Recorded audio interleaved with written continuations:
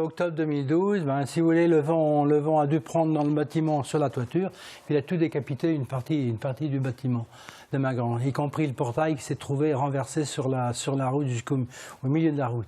Aujourd'hui, les 1500 pièces qui agrémentent ce musée ont retrouvé leur place. Ici, chaque outil a été restauré et présenté au public par secteur d'activité.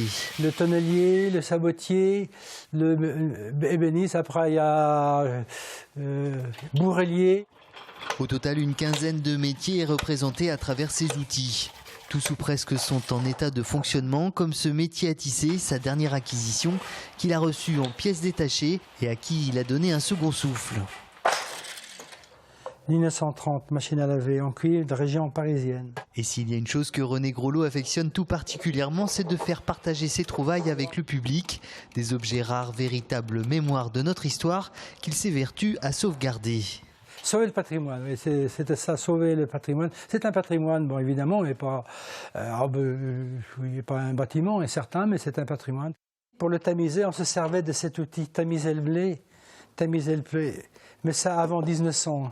L'essentiel de ces objets, il les a trouvés en Vendée, la plupart du temps dans des vide-greniers, avec tous leur histoire et leur utilité. Les dames se chauffaient les pieds pendant l'office. Bon.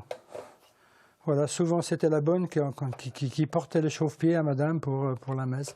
Parmi les plus belles pièces exposées, on retrouve le mécanisme de l'horloge de Saint-Hilaire-de-Vouy.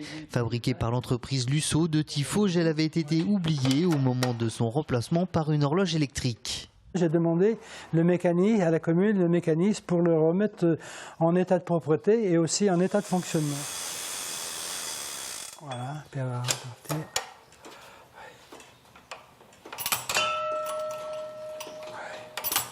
Avec son frère, ils n'ont pas compté leurs heures pour que cette vieille dame retrouve son âme. Sans son intervention, une bonne partie de ces objets, insolites ou non, auraient sans doute terminé à la casse, comme ce phonographe des années 40 avec lequel il conclut ses visites en musique.